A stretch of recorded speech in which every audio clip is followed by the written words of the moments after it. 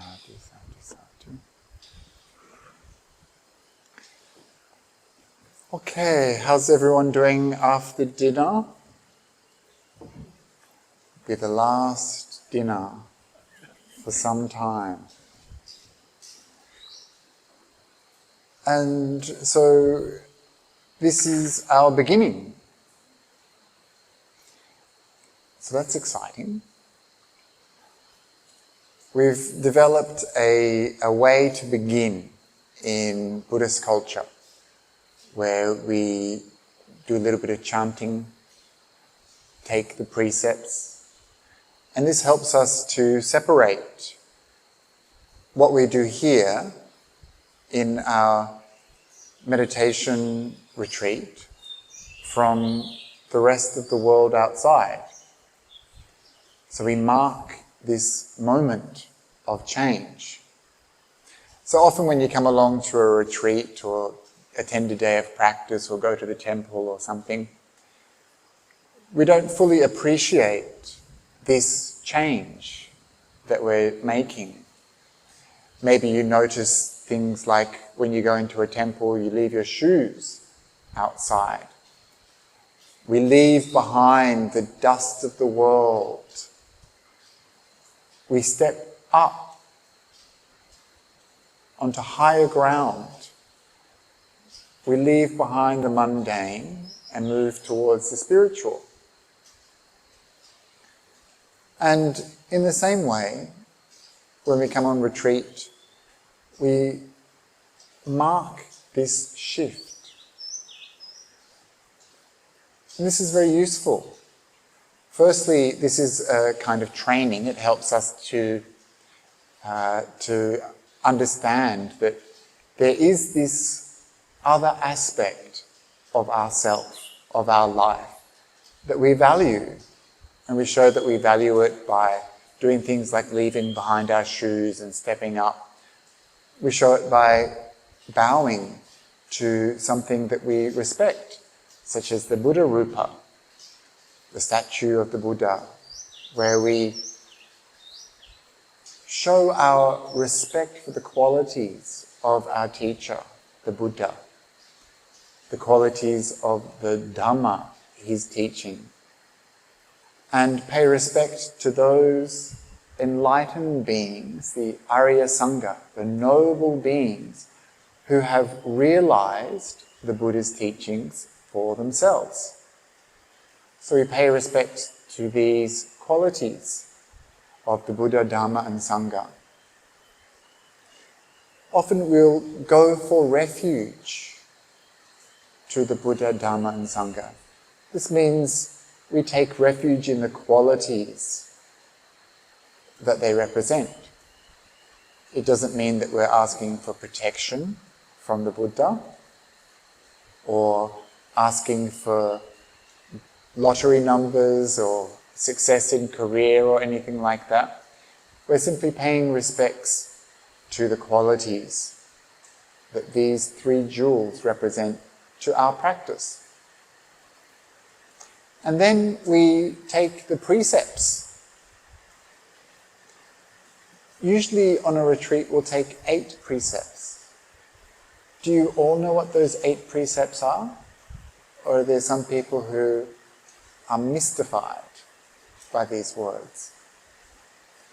I usually like to go through it with people, just briefly, because sometimes I've been surprised that people don't understand what they're chanting, and sometimes they have different ideas about what the precepts are. So we're going to go through them really quickly before we take them. You might disagree. You might say, no, that's not for me. I want to leave. So it's good to go through them. And then we can feel comfortable about committing to them for the time that we're here. So these might sound a little bit like rules, but they're not really rules. They're more protections. Protections for us and protection for others. So taking the precepts is about restraint and also about harmlessness. So the first precept, does anyone know what the first precept is? Can I see a show of hands? Yes, okay, good. Some people, no idea. So do you want to tell me what it is? To abstain from killing. So this is good. Hopefully we'll all survive. And we can trust each other, right? But it's not usually the humans who have to be worried about us. It's little creatures, like cockroaches and mosquitoes. And so we refrain from killing them whilst we're here. And this is also a positive thing. Not just that don't do this, but what do you give? You give a feeling of trust and safety to all these little creatures around you. That they can be free from fear. And so this is a very beautiful way to think about this precept, that we are giving safety to other beings. So this is an aspect of love. The second precept, to abstain from stealing.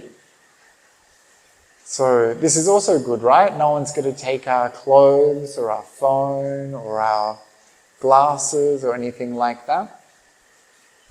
We can feel comfortable and safe. And we give that sense of trust to others. Whilst we're here, we can trust each other, which is a beautiful thing.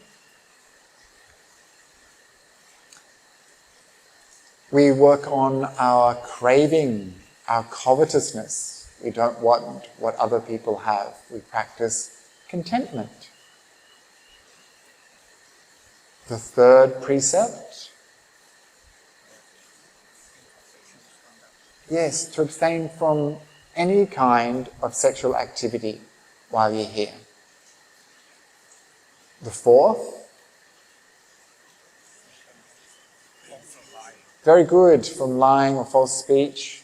So this should be pretty easy if we're quiet and not doing too much talking.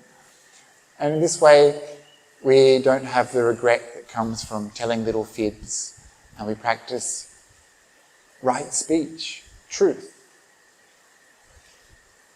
The fifth, yes, very good. So no one's drinking whiskey in their rooms, and we have, instead of a cloudy mind, we have a bright, alert and sharp mind.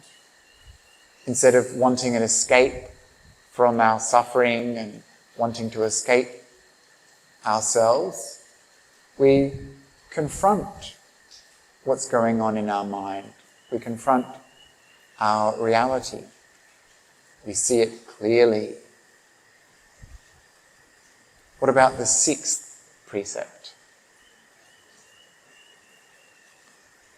So this one's about not eating at the wrong time. So for us, the wrong time is after midday until dawn. So we don't eat after midday until dawn. Of course, we're allowed some tonics in the evening. A little bit of sugar, we're allowed to have juice. I'm not sure what else you have in the kitchen there. You're allowed to have something as medicine, just to take the edge off. And for some of us, this will be really a difficult precept because our body is so used to eating in the evening. And this is the one that people most resent when they come on retreat. They really miss dinner, or even just the idea of dinner. But when we practice in this way, we practice some restraint of our senses. We practice some renunciation. And this is very powerful. You'll see that you will survive without dinner. And you'll have more time to meditate. So that's great. The The 7th precept.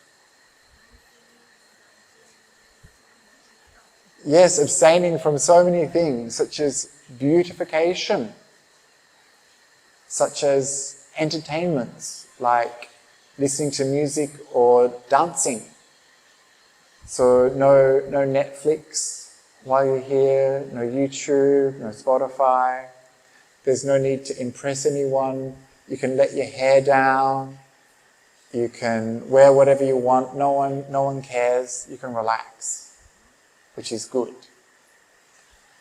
And in this way, we by not seeking entertainments, we can focus on our mind without distractions.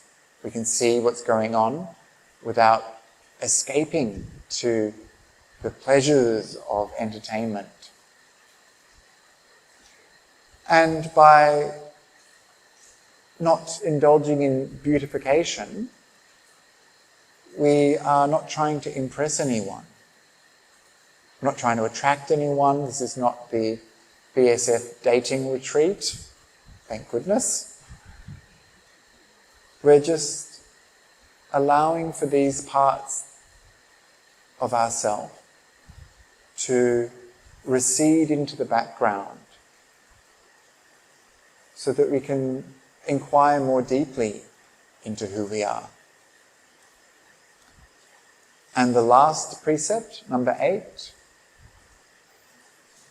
to refrain from high or luxurious beds and seats. So I remember my friend, he spent like $5,000 on a mattress. Isn't that out of control? 5,000 Australian dollars. So he would really suffer if he came to a retreat because he's very attached to that mattress. And some of you might have brought your own pillows. Did anyone bring their own pillows? Yeah, okay, it's a bit weird having to share a pillow. But the point is that whilst we're here, we can practice simplicity, that we're not trying to indulge in luxurious accommodation. We're simple. We're content. And you'll also see that if you're tired enough, you will sleep. So these are the 8 precepts. And taking these helps us. It helps us to learn about restraint, and it also helps us by reducing the amount of harm that we do to ourselves and others. These precepts also help us to focus on our meditation. So that's a real benefit to these precepts. And we'll explore that maybe in a little bit more detail later on. So does anyone have any questions or complaints about the precepts before we undertake them? And yes? Okay, I think some of them require medication, so allow them to eat.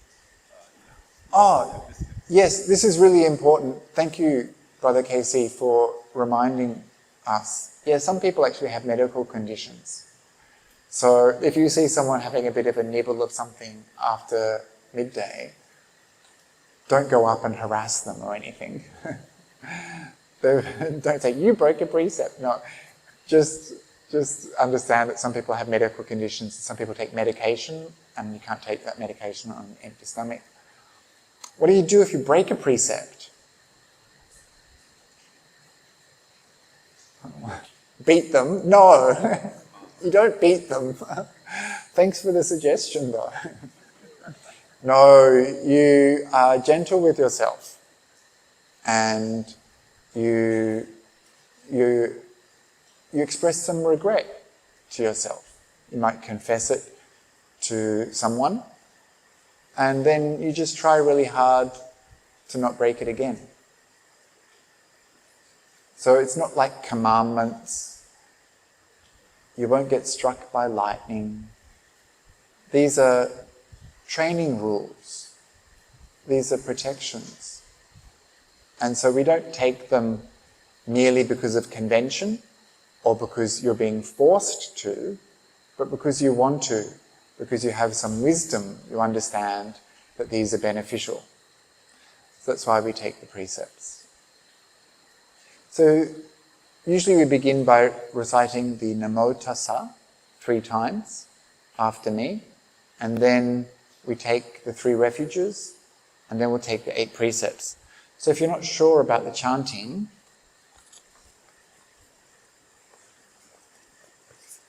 you'll see on the first page we have the Namo Tassa and the 3 refuges, and then if you turn the next page, the following page has the 8 precepts.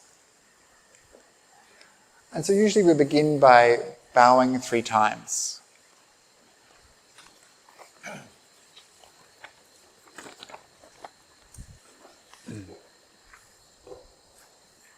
Very good.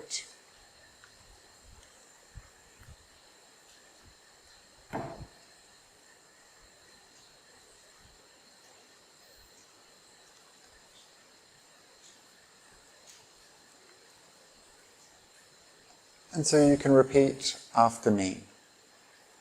Namo tassa bhagavato arahato samma sambuddhassa. Namo tassa bhagavato arahato samma sambuddhassa. Namo tassa bhagavato arahato samma sambuddhassa. Namo tassa bhagavato arahato samma sambuddhassa.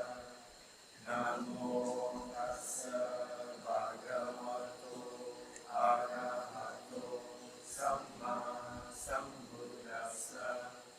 Namo tassa bhagavato arahato samma sambuddhassa.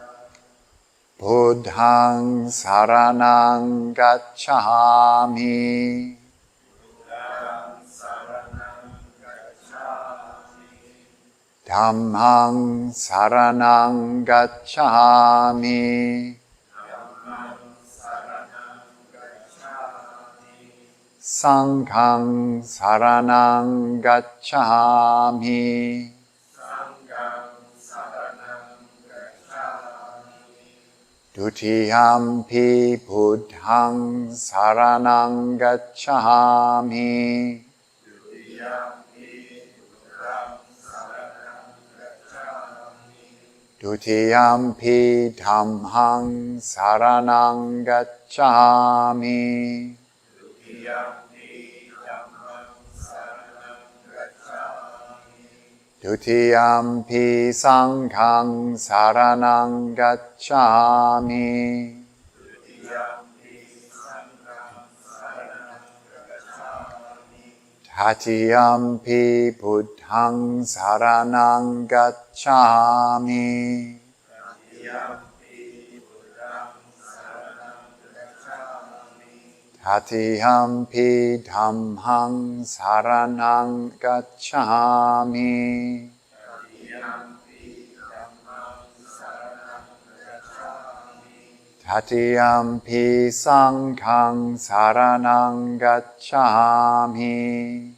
Dutiyampi sangham saranam gacchāmi. Tisarana gamanang nititang amabante. And now the precepts, so please repeat after me. Panatipata veramani sikkhapadang samadhiyami. Panatipata veramani sikkhapadam samadhiyami. Adhinadana veramani sikkhapadang samadhiyami.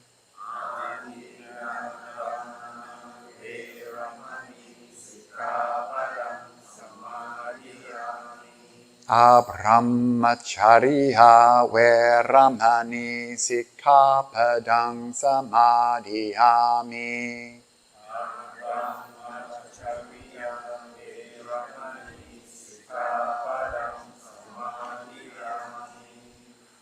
Musawada veramani sikkhapadang samadhiyami.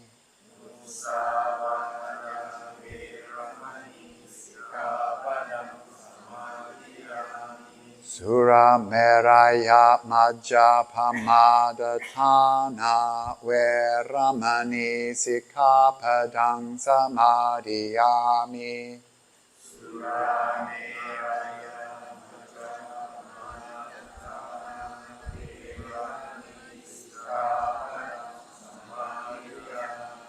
Vikala bhojana veramani sikkhapadang samadhiyami.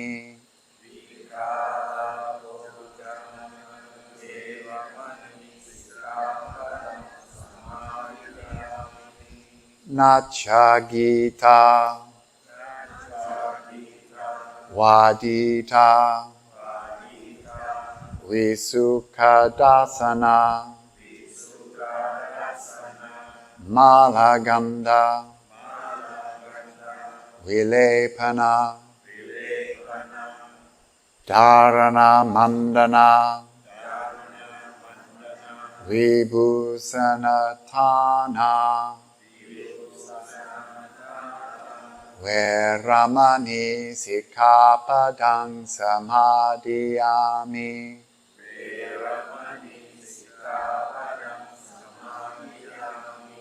Uchasayana Mahasayana veramani sikkhapadang samadhiyami.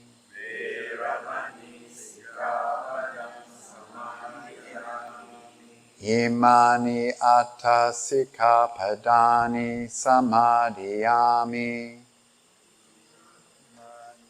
Imani atta sikkhapadani samadhiyami. Imani atta sikkhapadani samadhiyami.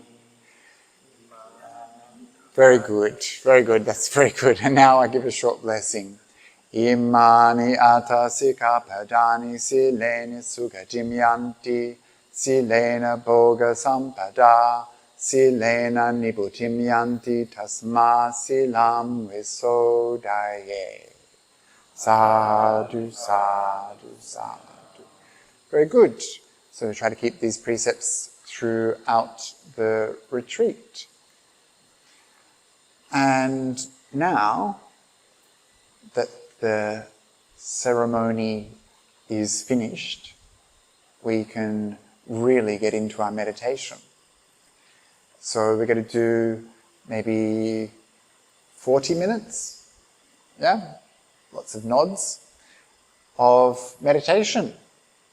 And again, I'm going to take you through a little bit of a guided beginning. I like to guide a little bit. Some people really hate guided meditation, so I apologize to those people, but sometimes it's useful to have some instructions to help focus the mind and to help direct the mind so that we understand how we might approach our meditation. So once again, we'll take a comfortable posture and we will take a few moments to settle into that posture. So it's good at the beginning to allow yourself a few moments to settle.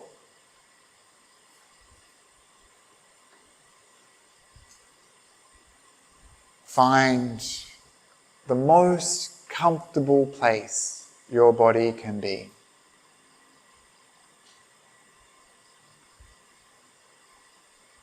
You don't have to sit in the same position the whole time. again, you give yourself permission to move if you need to adjust if you need to.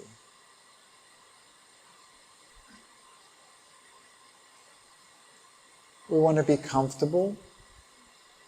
We want to be relaxed.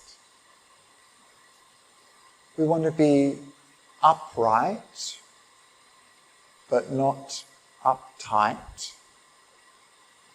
We want to be alert, but not alarmed. We want to be relaxed, comfortable, at ease. This will help us to stay in meditation for a long time. So you can close your eyes.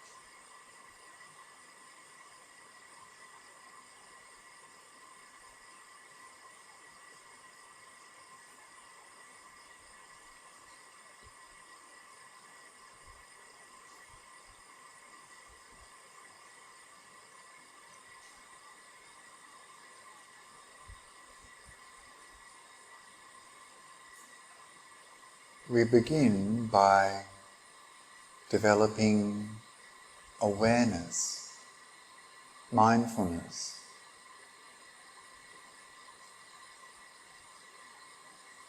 We tune in to what's happening here and now.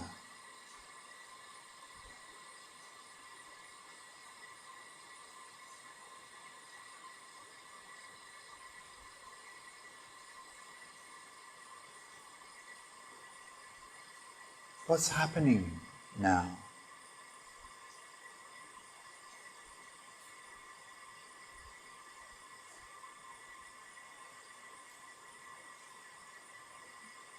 We hear the sounds of the insects, the fans.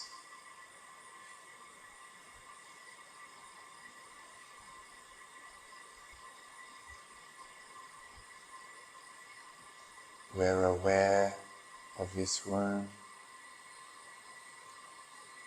people around us, the temperature, the breeze.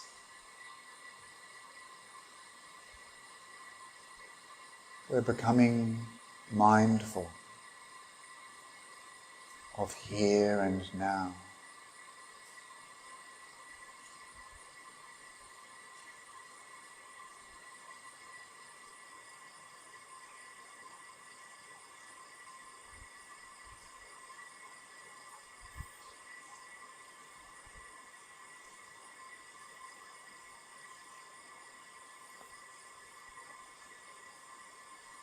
We tune into how we're feeling, what's going on for us. So you can ask yourself, how am I feeling now?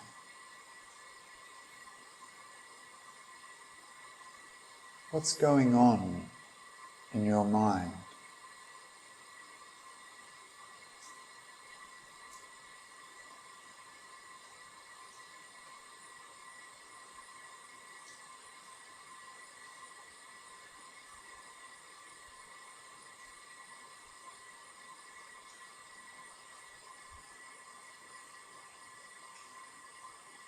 What is it you're reaching out towards?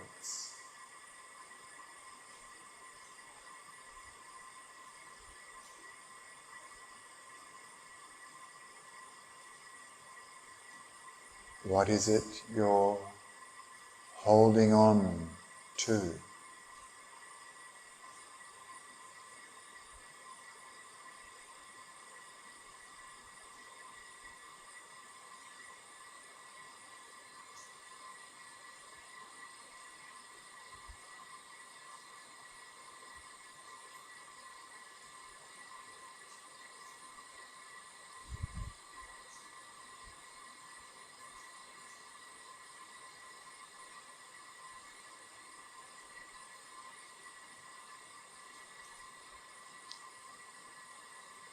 And whatever it is, see if you can loosen a little bit.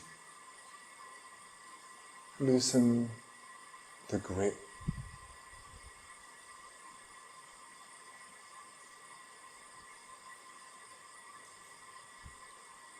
See if you can let go.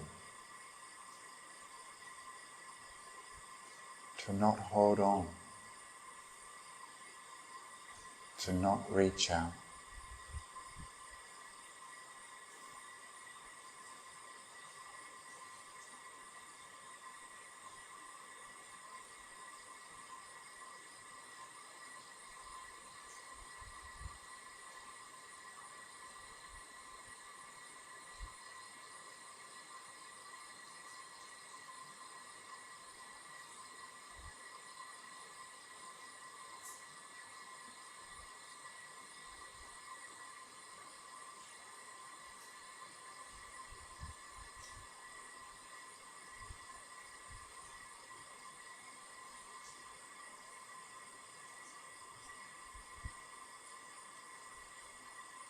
And we can increase the feeling of looseness.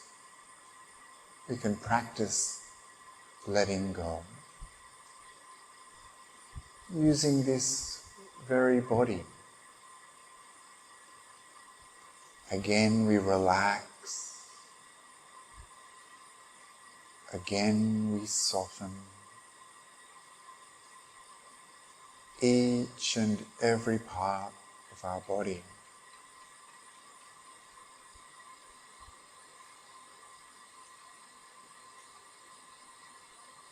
To let go of tightness.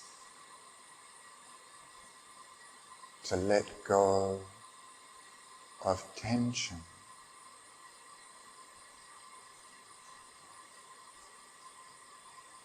To let go of what we've been holding on that makes this body suffer.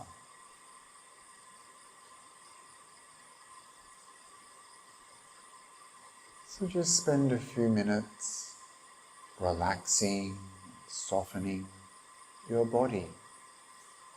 See how it feels to let go. See if you can increase the comfort and ease in this moment.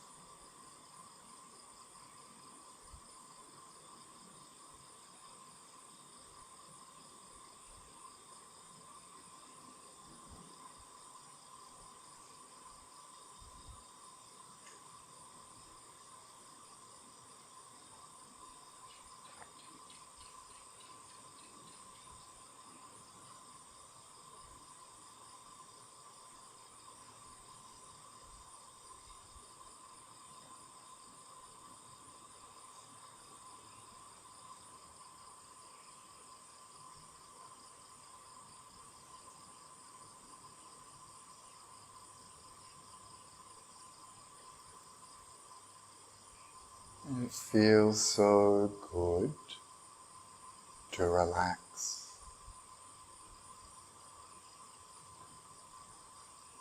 Before there was tightness, tension, but by letting go, there is comfort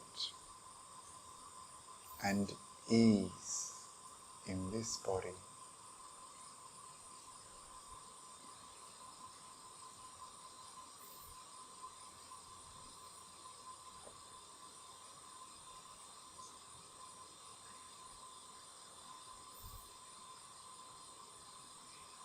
And our mind naturally becomes calm when we are relaxed. It becomes peaceful all by itself.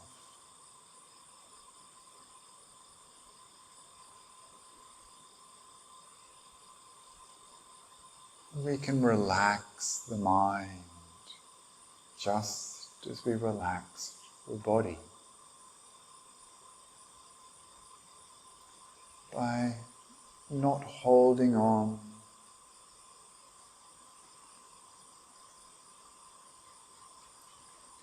not getting involved with thoughts, distractions. We can let go.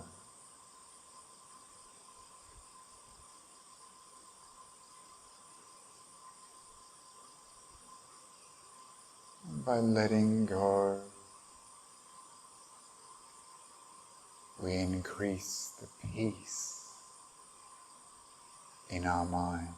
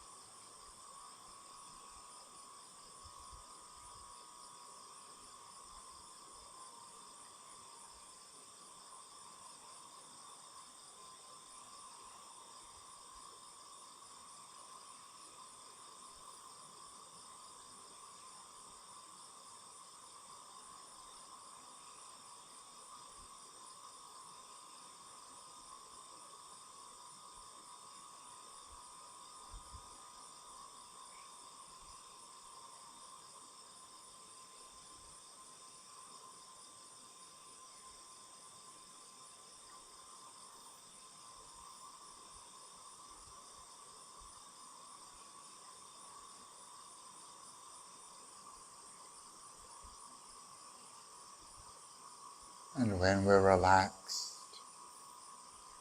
when we're calm and peaceful,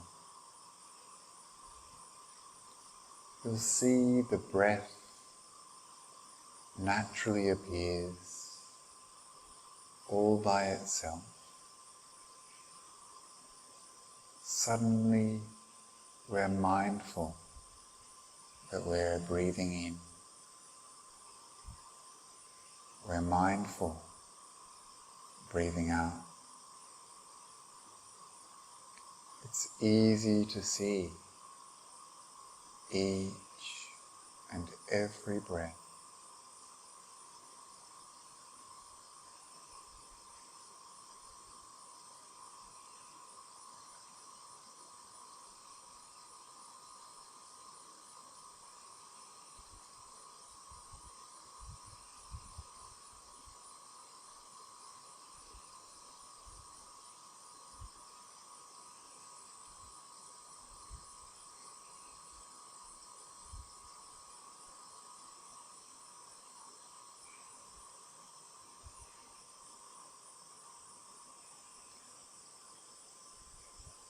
watching the breath, we find our mindfulness increases. We're aware. We have clarity. We see the breath.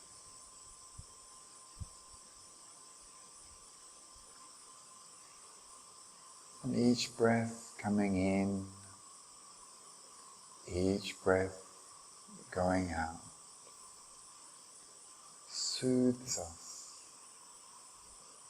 bringing more peace, more calm.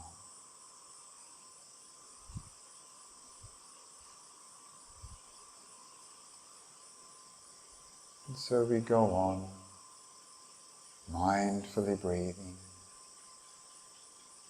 watching each and every breath, aware and calm for the remainder of the practice.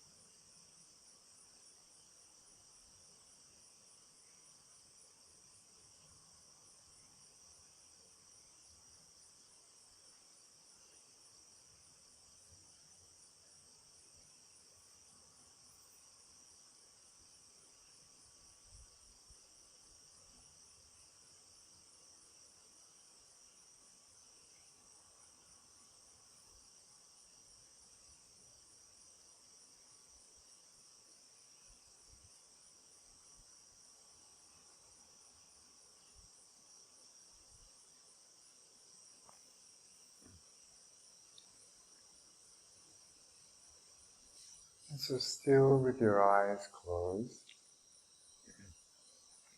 as we come towards the end of this session,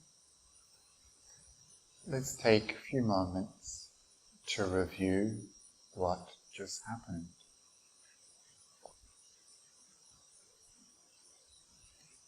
What was it that you were reaching out for or holding on to?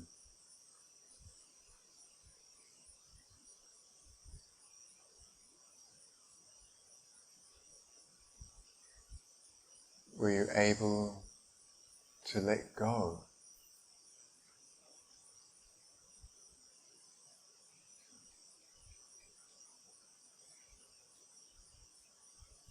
What was the difference between reaching out or holding on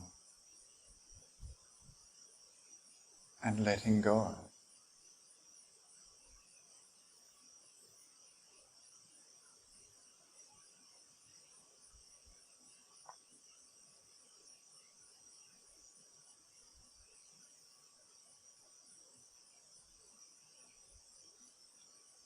Were you able to watch the breath?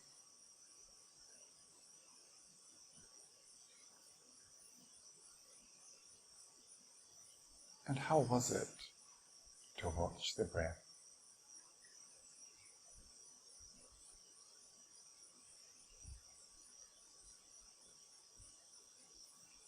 And compared to the beginning of your practice tonight,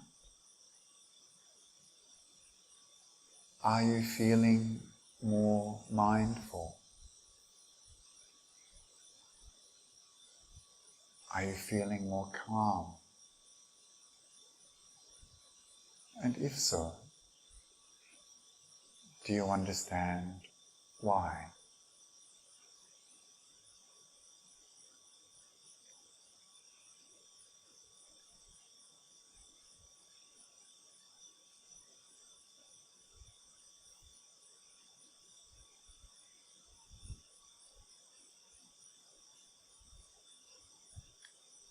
And so now you can release your awareness and arise from the meditation. When you're ready, gently opening your eyes.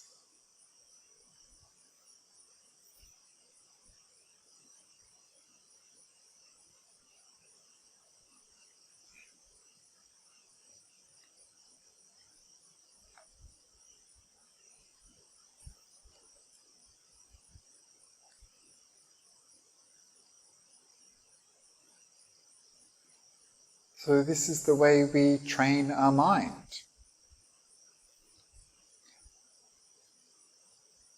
I remember the other day, I think I mentioned some people say, I can't meditate. I get too distracted, my mind's too busy. It's like, yeah, that's why you meditate, so that you can train your mind. Similarly, people used to say, I used to be a yoga teacher, people would say, I can't do yoga, I'm not flexible. Well, that's why you do yoga, so you become flexible, right? And so we see in our practice, especially at the start of a retreat, we see just how chaotic and busy our mind is.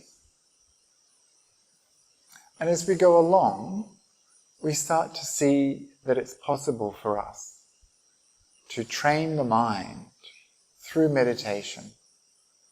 And at the end of the retreat, we're often surprised at how much peace and clarity we can have. And so this is how we train.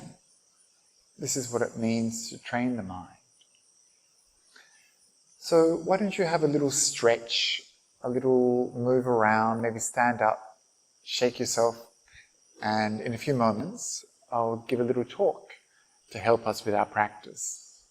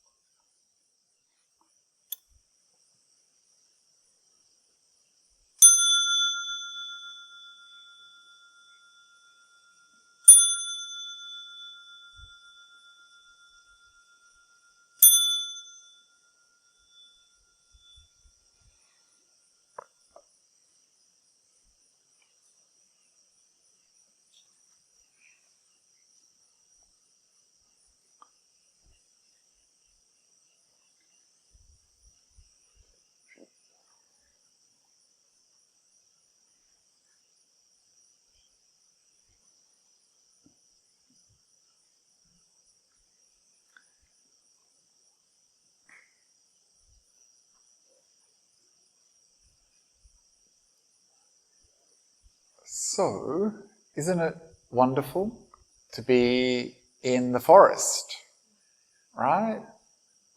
Isn't it so nice?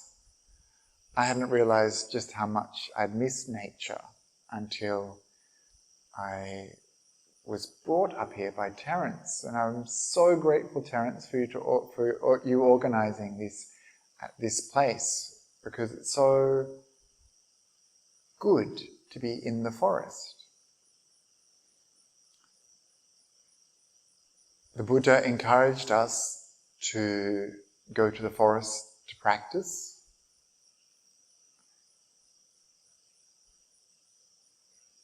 There are so many reasons for that.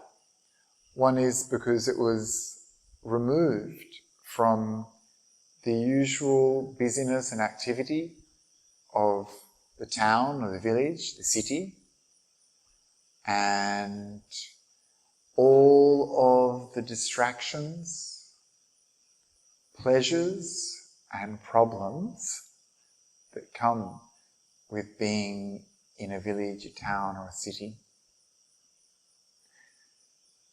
And we can get some solitude.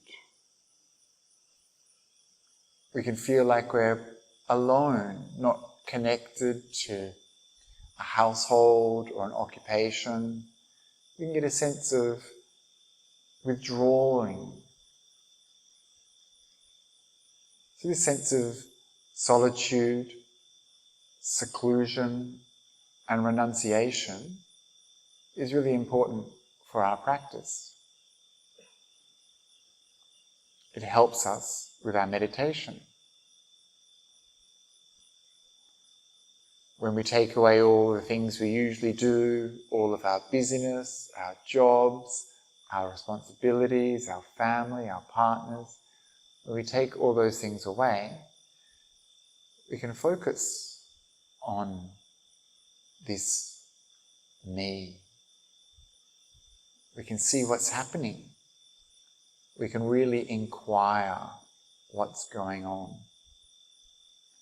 We can start to understand how it is we work, what it is to be a human.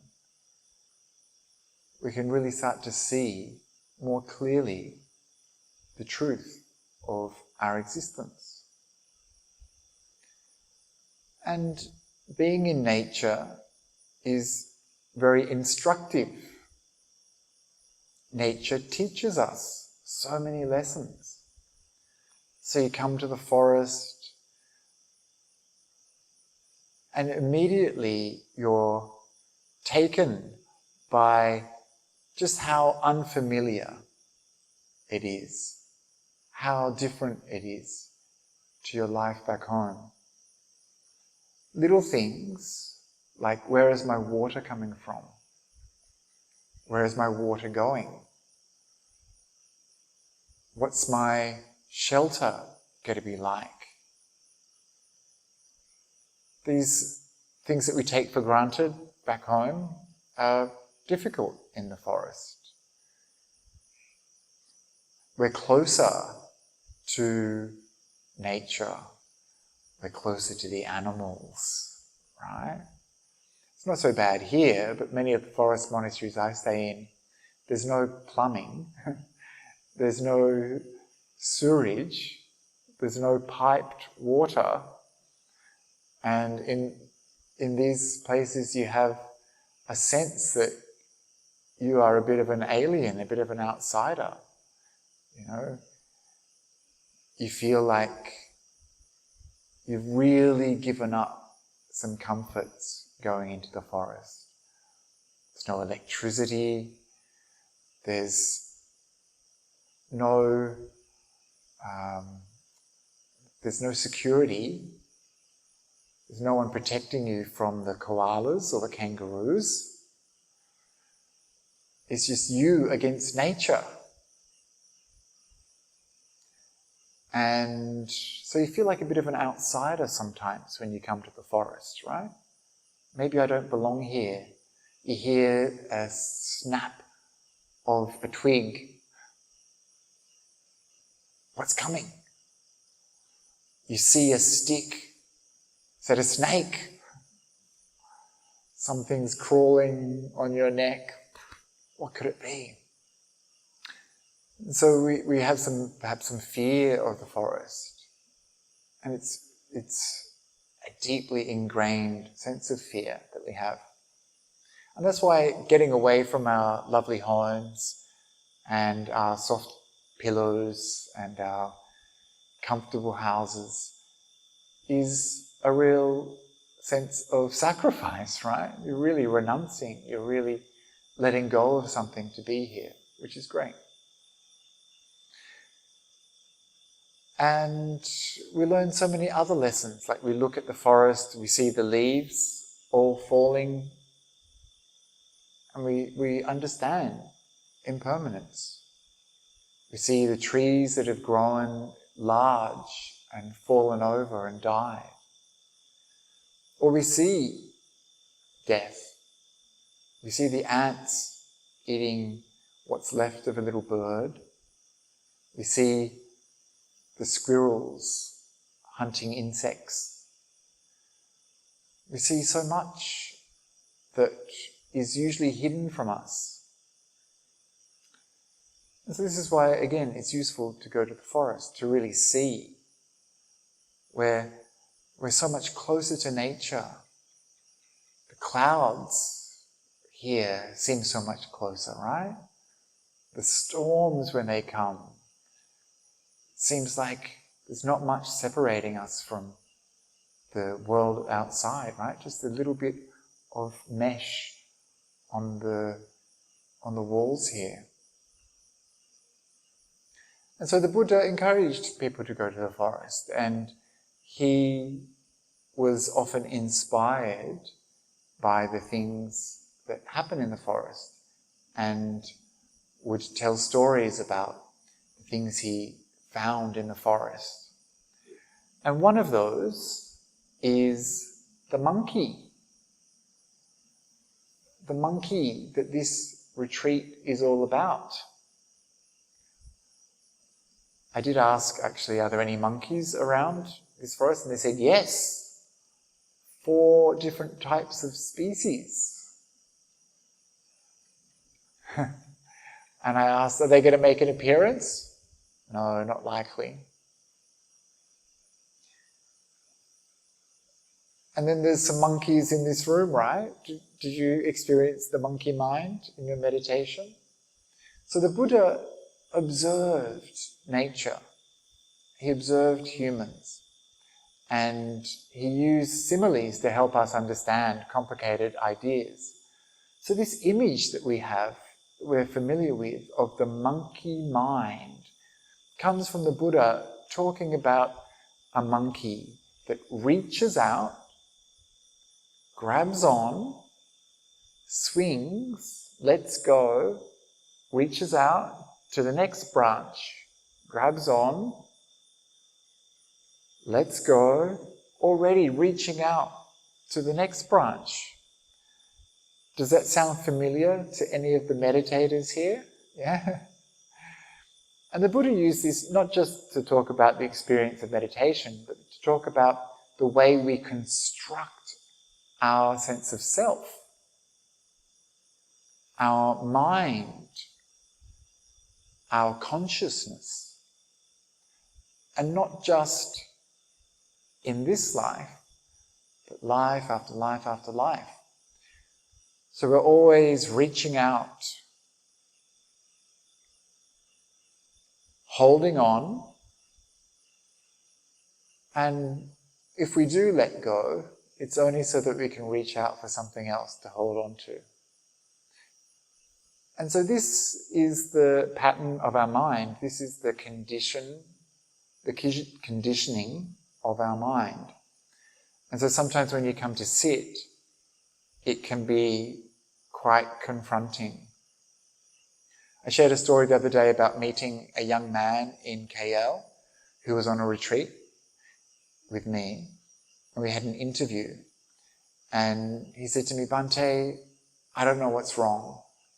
Every time I come to a Buddhist place and do some meditation, my mind is completely crazy.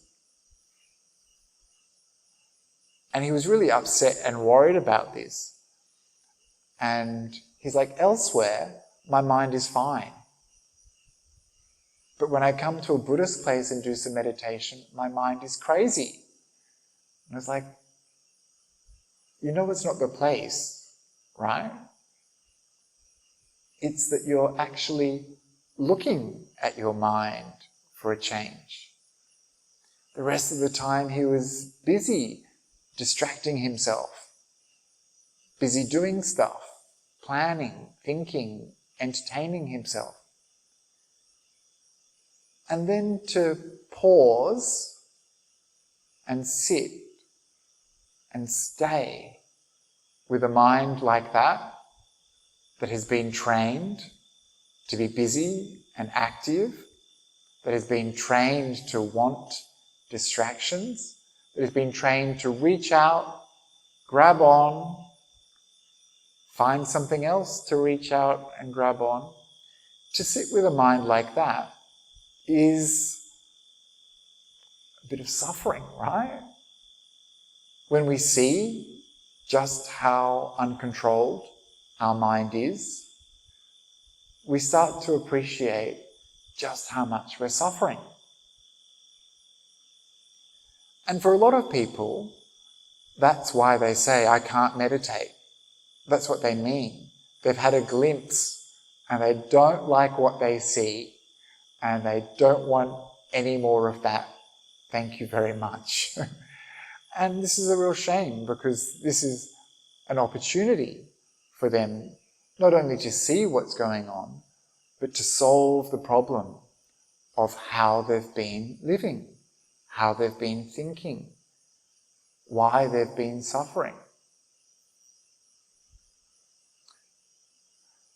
And so the good news is that if you've got a mind that's a bit like a monkey, it's like that because of conditioning.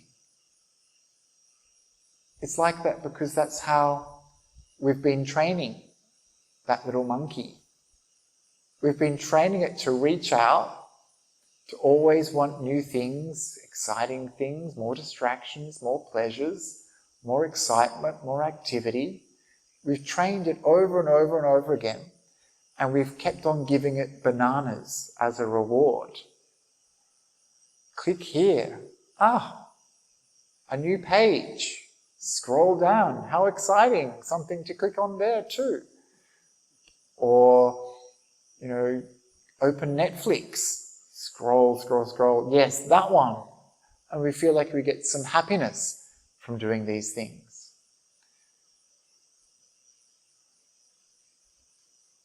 So this is how we've trained our mind, right? And the good news is that if our mind is just like this because that's how we've trained it, then it is possible to train our mind in a different way. And this is why the Buddha is such an amazing teacher. He was the teacher of gods and humans, and he was the teacher of those who were tameable, who were capable of being trained. So the question is, are you capable of being trained? The answer is yes. Very much so. Very much so. Remember I said before, if we only do 5 minutes of meditation today, we've done more meditation than the rest of the 8 billion people in the world. Right? You are the creme de la creme, as Ajahn Brahm would say. You are the people with little dust in your eyes. You are the ones who are here on retreat, who are interested in the spiritual path. You are the ones who are interested in developing your mind, who have made an effort, who are making progress. You are the ones who can come out of your suffering. you've already started that journey. You've already started training your mind. And so for me, this is something to celebrate. How wonderful. You're already doing this. You're already on the path. You're already training your mind. So you've made a start. And you get to see your mind. You get to train your mind. And after some time, you'll see the effect the training has on your mind. You'll be able to compare your mind, just as we did in that guided meditation. The beginning of the session, how was your mind? The end of the session, how was your mind then? Could you see a progression? Could you see a difference? And some of you have been meditating a long time. If you look back a few years, or a long time, many years, can you see that your mind has improved? Most of you, yes, some people are nodding, yes. Can you remember what it's like to have a mind, but when you didn't have any tools to help you? I remember the first time I meditated, the first meditation retreat I ever did. And afterwards I was just crying tears of joy that someone had taught me how to control my mind, how to come out of suffering. I felt so fortunate that I had heard the Dhamma. And that now I had some skills and some training that I could use to help improve my life, my relationships with myself and with others. It was such a blessing. And so you have some skills, right? And over the course of the next few days, we're going to perhaps learn some new skills, get some new tools, or think about things in different ways to help us train our mind. The secret ingredient in our spiritual practice, though, is time. Time spent actually doing the training, working on our mind, seeing what's going on, learning how to respond, and allowing the time for that very strong habit pattern that we've developed to unwind, to roll back a little bit, the habitual pattern of our mind, so that we can retrain, put into practice these skills and see the results. But it takes time.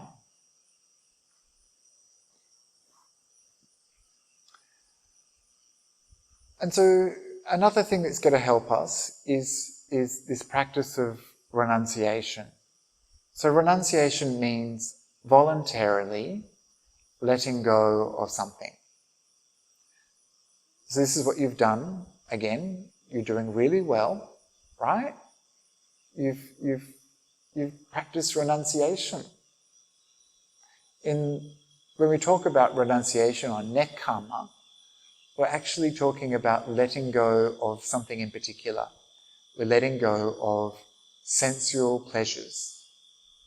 So these are the things that keep us busy and agitated and distracted in the world. These are the things like, pizza, chocolate cake, Netflix, amusement parks, working hard for possessions. These are things like music and movies and delicious things and nice smells and massages. All these things are sensual pleasures. And they're a little bit of a problem for us, mostly because we find that we can't do without them. And we always want more. We're never satisfied. So I'll talk more about this in the next few days, but this practice of renunciation is a training that allows us to let go of those things so that they don't own us, so that they don't prevent us from spending the time to look at our mind. So one of the things that the Buddha always did was to talk about the drawbacks and dangers of sensual pleasures. And so I'll introduce another monkey from the suttas to help illustrate this point. And I mentioned this sutta the other day to some of you who were at the retreat.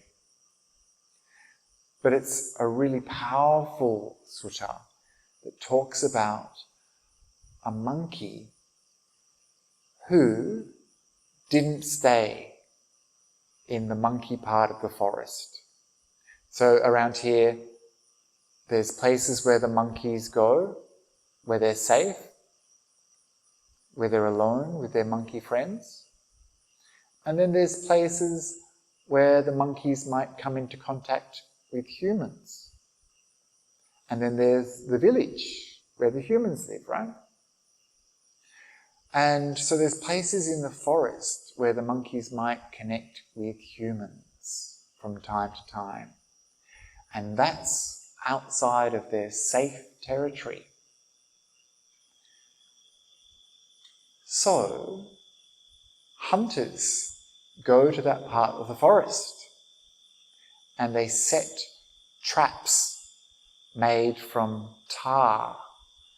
So tar is like bitumen.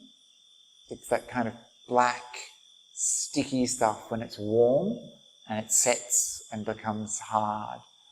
So they make these traps out of tar. And those poor little monkeys, they come along and they reach out, they grab on, but they find that they're stuck. And so having one hand stuck, what does it do? Reaches out with the other, grabs on, holds, finds that it's also stuck. So what does it do then? Reaches out with its foot. I'll push myself away. Oh, poor little monkey, stuck. And the other foot, stuck. And there it is. And then it thinks, I know, I'll just push away using my snout. So it pushes its face into the tar and it's stuck. And in the sutra it actually says, and it just lies there screeching. Isn't that sad? So this is a bit like us, right? We reach out, we grab on, we get stuck, and then we reach out, something else, grab on, get stuck. And then the Buddha says that then the hunter will come and spear the monkey and take it away and do whatever he wants with it. So this is a simile for the five senses that control us, that trap us in this sensual experience of the world. So if you think about it, if you really think about it, this is what keeps us from our spiritual practice, from our meditation. We have to get over these sensual pleasures in order to even get onto the cushion, right? It's really hard. Why don't I just have dinner first? Then I'll meditate. What if I just listen to some music to inspire myself? Then I'll meditate. I was thinking about going out to that Dharma talk, but there's this movie on TV I've been really wanting to watch. There's football on. Oh my gosh, you're here during the World Cup. Renunciation, very high level. Very high level. So these things control us, right? And they prevent us from engaging in spiritual practice. We think that these things will bring us pleasure. But it's short-term pleasure. It doesn't last. And it's unfulfilling, ultimately. These are also the things that pull us out of meditation once we've managed to make it onto the cushion. And you all know what I mean, right? So even the other day we were on retreat. I thought we were on retreat, but it turns out we were just having a break from looking at our phone, and then we use our meditation time to pull out the phone and just have a look. And I was like, what? And it's so tempting, right? Who's got their phones with them? I know some people have because they're taking photographs. It's okay, it wasn't about that. Who's got their phone on them right now? Just in case, right? Just in case. Something might happen. And even if you don't have the vibration or the call ring or the notification beep, you want to check anyway, right? Just to make sure nothing has happened. This is sense desire. We're looking for a bit of happiness. We're not having any happiness here, perhaps. So we're like, maybe there'll be some happiness here. Or we think to ourselves, well, I've been sitting for a little while. Why don't I go and have a cup of tea as a reward? So you get up and you go, and there goes your meditation. Or you think, oh, I'm feeling really uncomfortable. Why don't I just lie down? And then you fall asleep and you're gone. You've lost your meditation.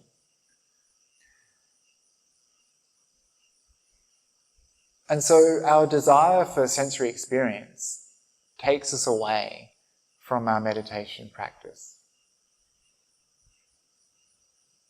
So this practice of renunciation, this is really important.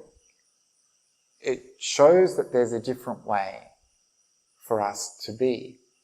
That instead of reaching out, holding on, getting stuck in clinging and craving, instead of doing that, we're actually releasing. We're letting go. We're not even reaching out anymore. And so before, in the sharing session, someone had a metal cup. Who was the person with the metal cup? Yeah. So this is a really powerful instruction from Ajahn Brahm, who I think got it from Ajahn Chah, and which I use really often, so thanks for the spoiler.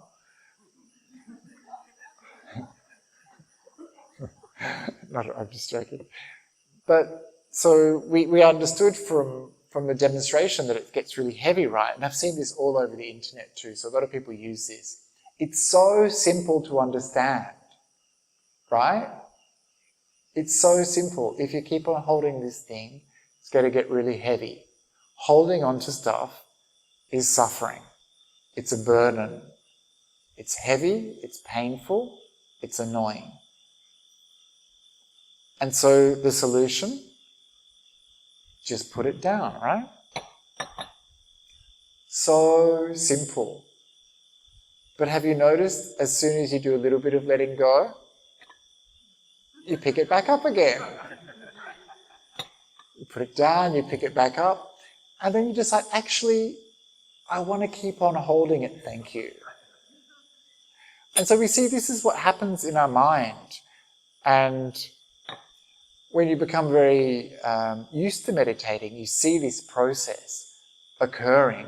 This is why mindfulness is so important to develop, because mindfulness is telling you what's happening right now. And so you see the arising of desire. You watch it, just kind of pops up. And then you see you have a bit of a choice here. Are you going to get involved? Are you going to follow that desire? Once it arises, your mind returns over and over again, very quickly, to that desire. You give it a kind of nutriment. You're nourishing it. And when you nourish it by giving it some attention, it grows. And so very quickly, almost imperceptibly, you see it suddenly become fully formed, fully fledged. And then you see it reaching out for something. The desire is looking for something to grasp onto. And usually it would just be something from our storehouse of desires. Cup of tea, that's what makes me happy. Why aren't I watching Netflix? That would be good. So you see this desire arise, and you see your mind reaching out, grabbing on, and getting stuck. You're really stuck. It's really difficult to let go. It's difficult to let go. But it's so simple, right? We understand, and yet the habit pattern of our mind is so strong. And actually, we enjoy this process. Because in the past, when desire arises, if we can satisfy it even a little bit, we think we found some happiness. And so we repeat this over and over and over and over and over and over again. We mistake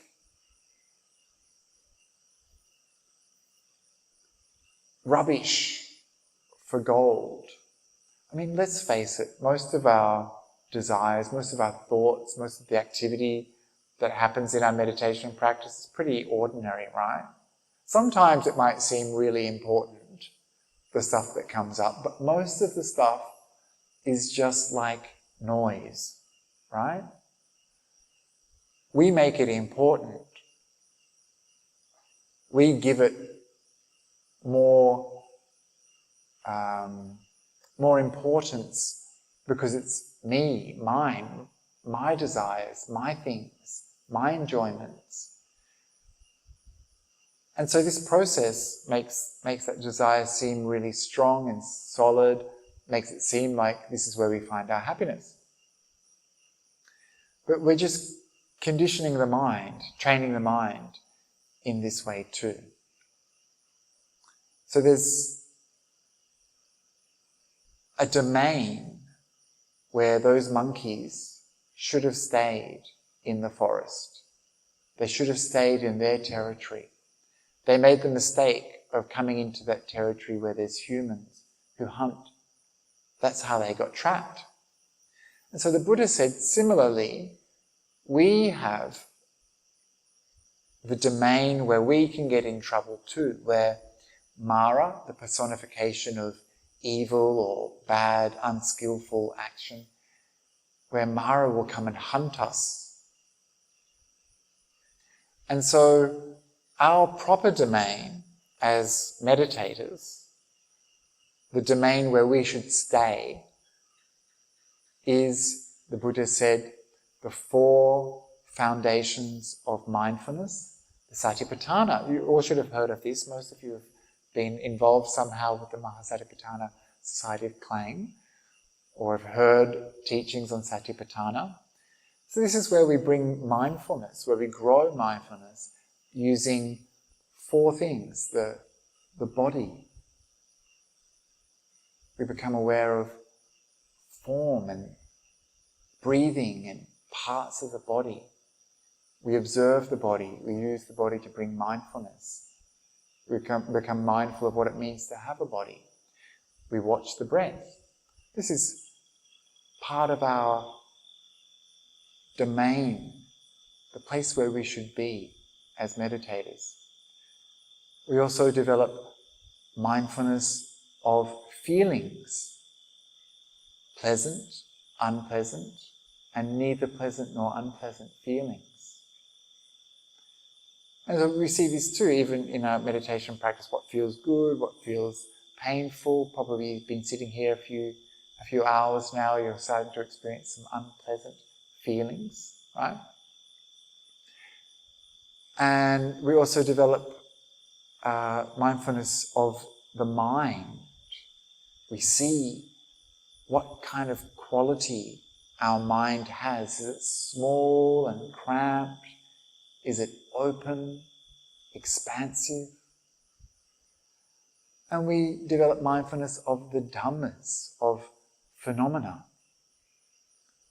And this is the 5 hindrances, this is the 7 bojjhangas, which we'll explore over the course of this retreat. And so this is our territory as meditators. Our territory is not those sensual pleasures back home. It's not the excitement of movies, music, dinners out, football. That's where we'll get stuck, especially while we're here on retreat. It's so important that while we're here, we can just let go of all of those things. They'll all still be there, mostly, except for the World Cup, I guess, after we finish. But while you're here, don't let those things distract you from working on your mind. Because this is a very precious opportunity. This training will change your life. Has changed your life for many of you here, right? And so we deepen our understanding. And for that, we need to feel like we're here, working on our mind, training the little monkey. And you see that there's much better rewards for our little mental monkeys, much more important, much more profound, much more nourishing rewards, truly nourishing, that this training will lead us from suffering to happiness. And those people here who have been meditating for some time can attest to this. It is possible to train your mind. It is possible to come out of suffering. And I have seen this myself, even in just a small way. Not as much as the Buddha saw. I'm not enlightened. But I have confidence in the Buddhist training. And so instead of being like monkeys reaching out, grabbing on, holding on, getting stuck, a different animal, a different meditation animal. Instead of a monkey, a tortoise. A little tortoise with a hard shell protecting it. And the Buddha says, instead of a hunter here, we have a jackal. A jackal's like a kind of cross between a dog and a fox. Or a cat, I don't know what a jackal is cross between, but it's got pointy ears and sharp teeth. And this turtle when it knows the jackal is coming, what does it do? Keeps its limbs safely tucked inside, retracts its head, so that the jackal can't get hold of a limb and pull it out and eat it. So this is what we're going to be like over the next few days. We're like little tortoises, and every time we think of something exciting out there in the world, something better that we could be doing, something more interesting, more pleasurable, we just remember, this is the jackal coming to grab my hand, coming to grab my head. If I'm not careful, I'll get swallowed up. And so we retract, we retreat.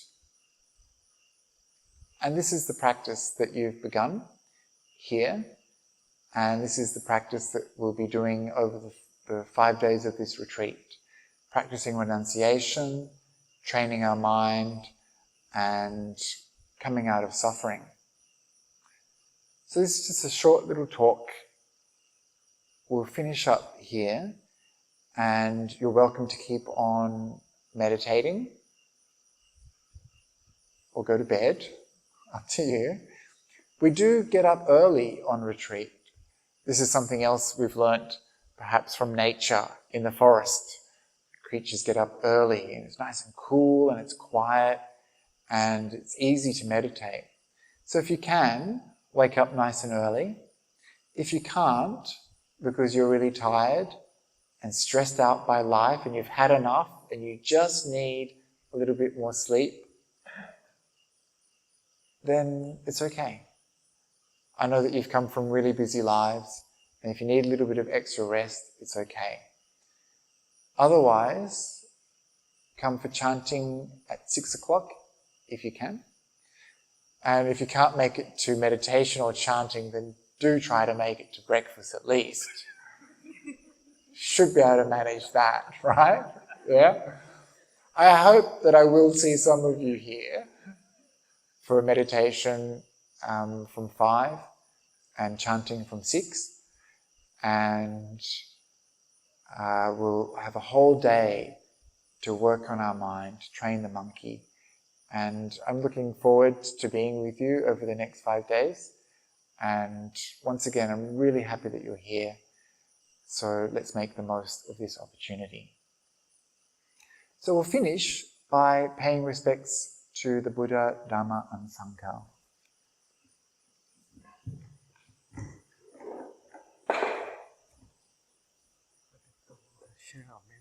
Oh yes, so it's very common in Malaysia to practice the sharing of merit after the ending of every day. And so this isn't a practice that I always do. So it's good to be reminded, thank you, of the importance of doing this. So some of you might know some of you might not know what it means to share merits. Does everybody know? Yeah. Oh, very well trained. So I'd just like to remind people that you've done so many good things being here. So you've practiced renunciation, you've done some meditation, we've chatted about spiritual matters with our friends, you've worked hard on your mind, and you will have many benefits that come from doing this kind of activity. And so we call these merits. And because we're good people, we don't keep these merits to ourselves. We share them with others. And we dedicate especially to our departed relatives, to our friends, to our family. And today we're thinking about Madeline, who has had a stroke and is in hospital in a coma. And so we've been asked to share the merits of our practice with her to help her heal. And so these merits are so abundant, we can share them with all living beings.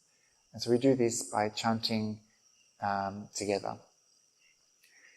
Idam me nyatinam hotu sukhita hontu nyatayo. Idam me nyatinam hotu sukhita hontu nyatayo. Idam me nyatinam hotu sukhita hontu nyatayo. Very good. Now we pay respects to the Buddha, Dharma and Sangha.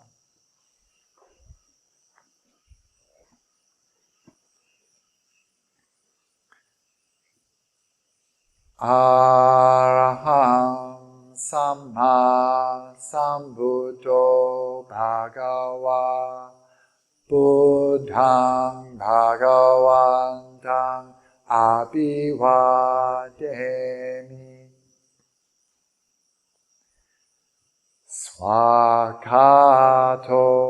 Bhagavata Dhammo Dhammang Namasami Supatipano Bhagavato Sāvaka Sangho Sanghang Namami.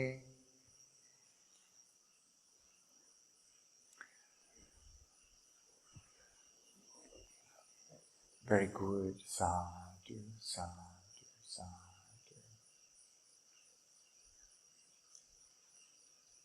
So please have a very good rest and I look forward to seeing you tomorrow.